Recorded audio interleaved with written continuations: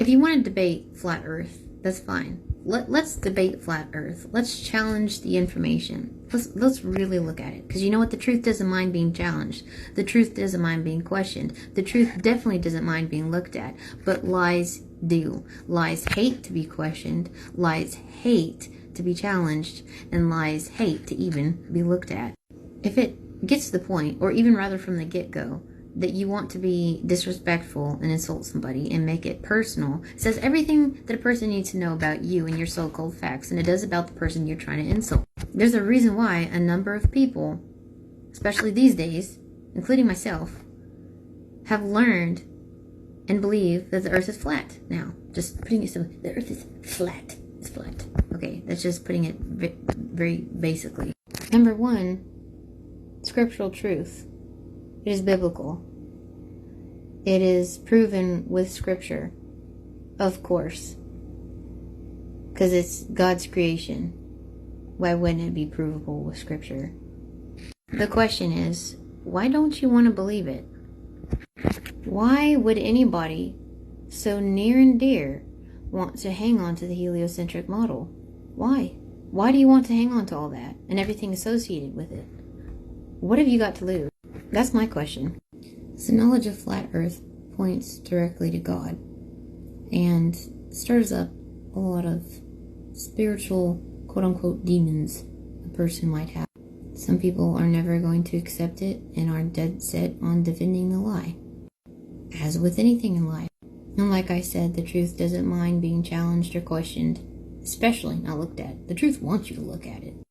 And if there's anything that I do not yet know, I'll come back to you on it. I'll do research on it, and I'm still learning more and more as there is to understand about the way God has designed things. And I will understand it better and better and be better equipped to teach other people about it. And just because someone like me, if there's something that I don't quite know about yet, doesn't mean that I'm wrong, that you just throw out it all together. But it's funny how the things you don't quite know yet, people will capitalize on that and fixate on that, while you sit there and show them the things that are completely provable and undeniable in their face, and they just still want to fix that on the things that you don't know yet, that you can't answer yet. And then you point them to more information, other people who have answered it, and it's like, no, you have to answer it. You're supposed to answer it. All right. Let's go over a really controversial topic. And before you swipe or before you move on or start blasting the comments, just hear me out. So, flat Earth. Okay? Extremely controversial. The thing is that as a believer, I always struggled with questions. And how space made me feel so small, made me feel so invalid. It made me feel like my very existence was just a speck of nothing, you know?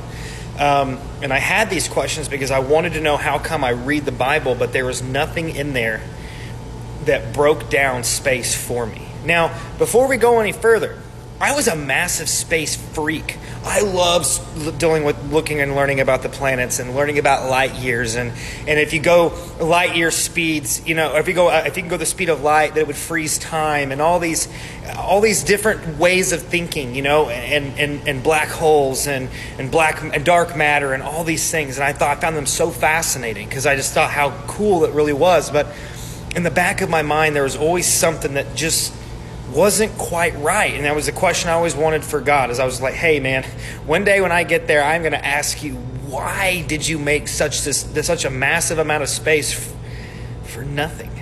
And then I started looking into NASA and looking at how much money they spend, or how much they take from taxpayer dollars daily. And how if you just watch the movie Interstellar, how you feel like you're in space. And I was like, and that was just a basic film. What if you had $50 million a day in taxpayer money to do so? I know that sounds crazy. But the thing is, I tell people is that condemnation before investigation is the highest form of ignorance. My family hates hearing that from me. I quote that all the time. But it's so true. You know, and the thing is that I was that guy that made fun of people that were flat earth believers. I made fun of them.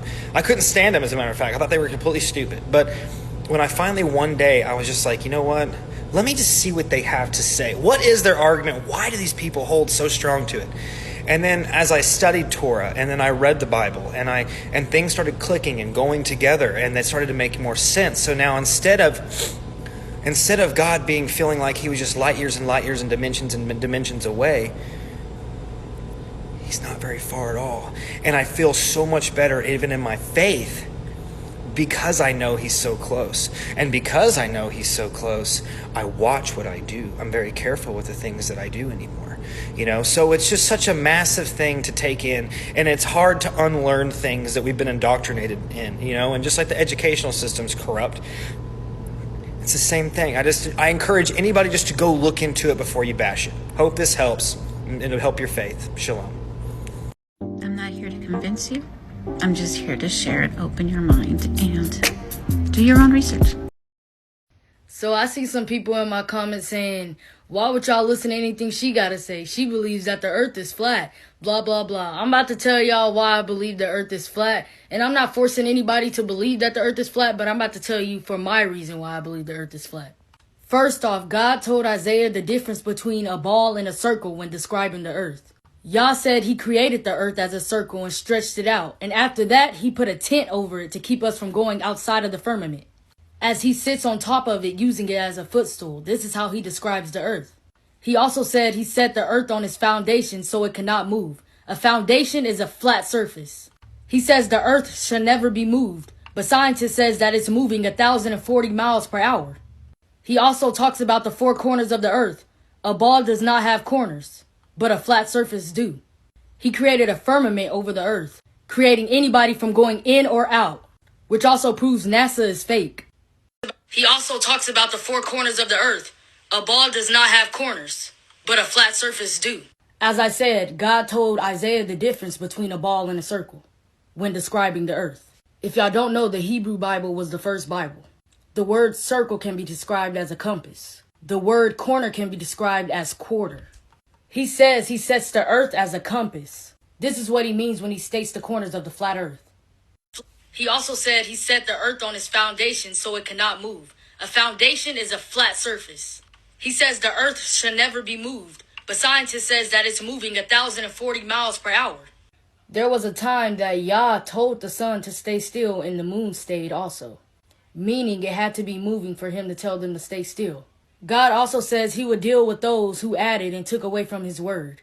There was a verse in the Bible that proved that the earth was flat by saying it was flat.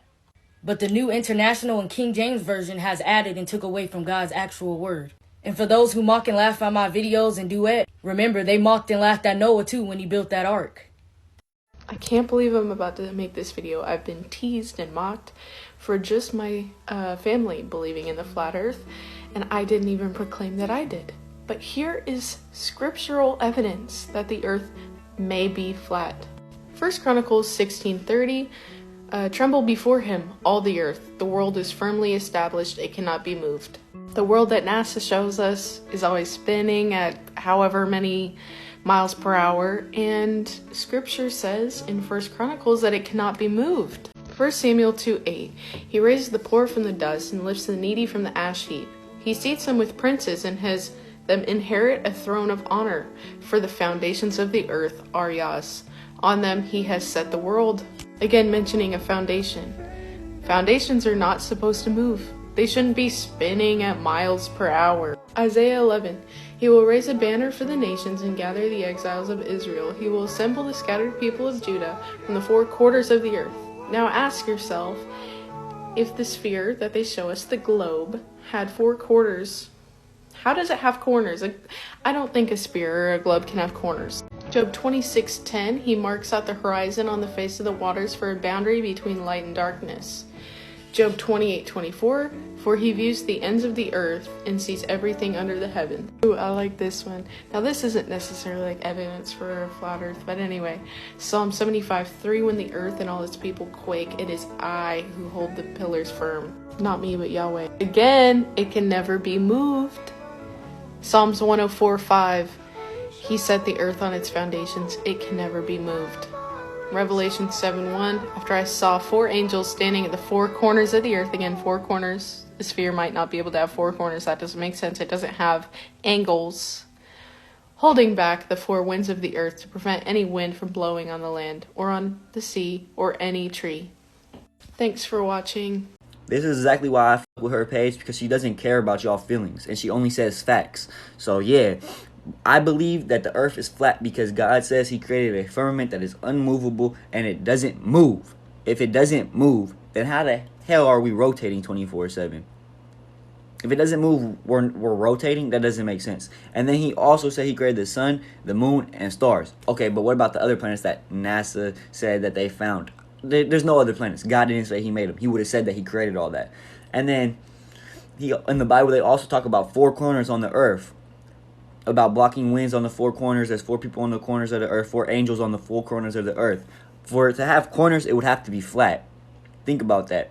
For it to have corners, it would have to be flat. But yet we have a round earth. And if the earth was round, then how come when we're moving, we're slowly rotating, right? How come you don't see trees slowly bent to the side all the time? It's straight down. The earth is flat. Amazing space telescope image was actually a slice of chorizo. Why are so many who believe in the globe so angry?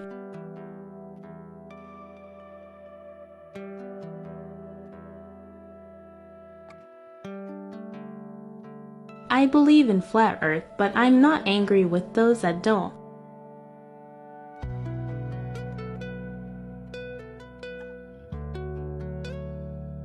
In my experience, those that scream the loudest stand on the shakiest ground.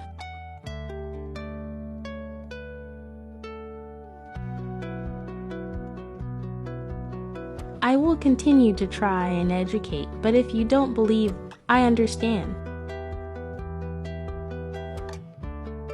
You are welcome to scroll along. Psalms 19:1.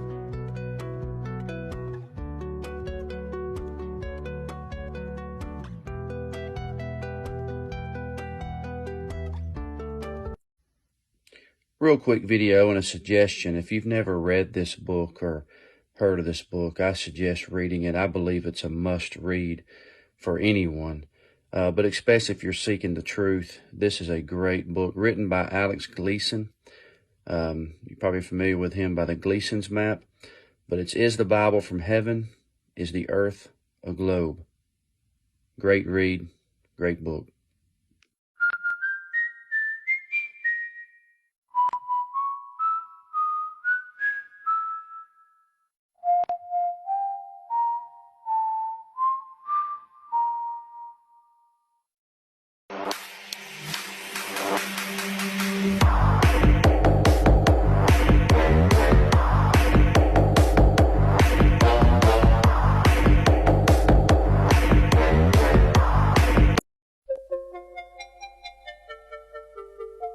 Butterfly in the sky, I can go twice as high.